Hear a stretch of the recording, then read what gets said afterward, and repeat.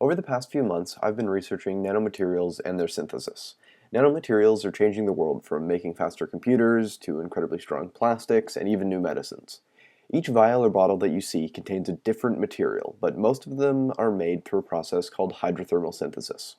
If that word sounds familiar, it's because you've probably heard of hydrothermal vents deep on the seafloor. The water at these temperatures and pressures is actually supercritical, and these conditions allow for some incredible chemistry. In industry, a slightly beefier version is used to grow artificial gems like emerald. I use lower temperatures and pressures, so rather than making large gems, nanoparticles form. The best part is, because there's so much energy available to the chemicals in the reactor, reactions that otherwise wouldn't happen occur very easily. But more on that in a future video. Many of the materials are fluorescent, including the one that I'll be showing you how to synthesize today. Eventually I hope to go through all of these, as with hydrothermal synthesis you can make in one step what in chemical synthesis would take 10.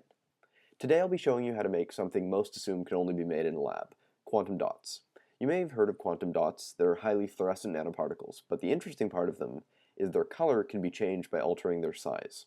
The downside is they're highly toxic as they're made of cadmium sulfide.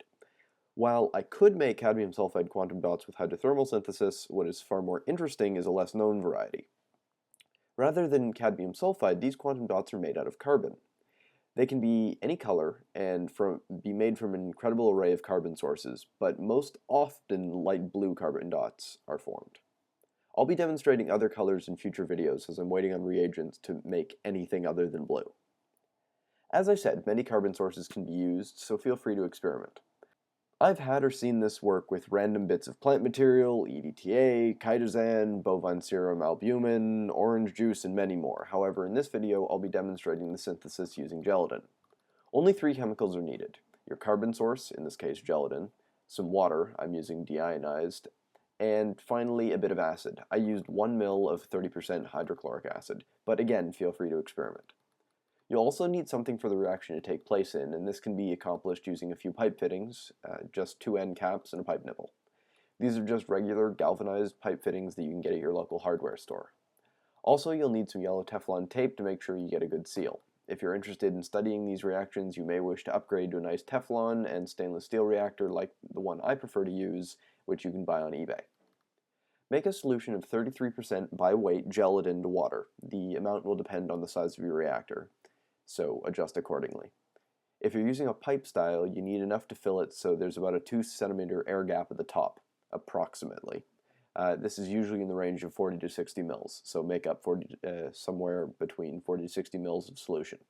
The amount of carbon source doesn't need to be exact, but the values I've given show fairly good results, but again, feel free to experiment.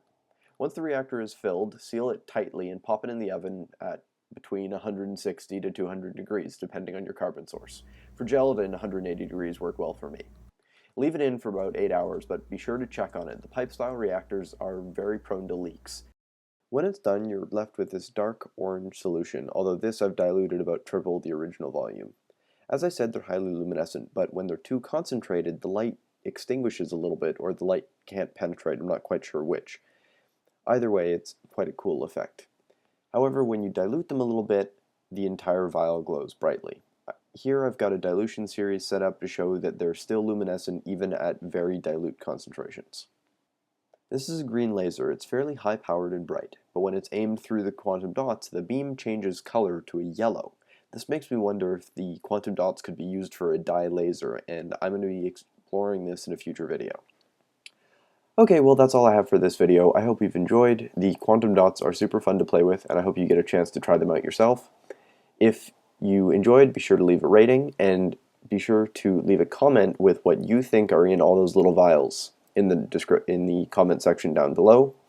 Also, if you're interested in more content, you can find more frequent updates on the Facebook page and also on Instagram, links in the description. If you're interested in full write-ups or my research or store, that can be found all on my website, link in the description.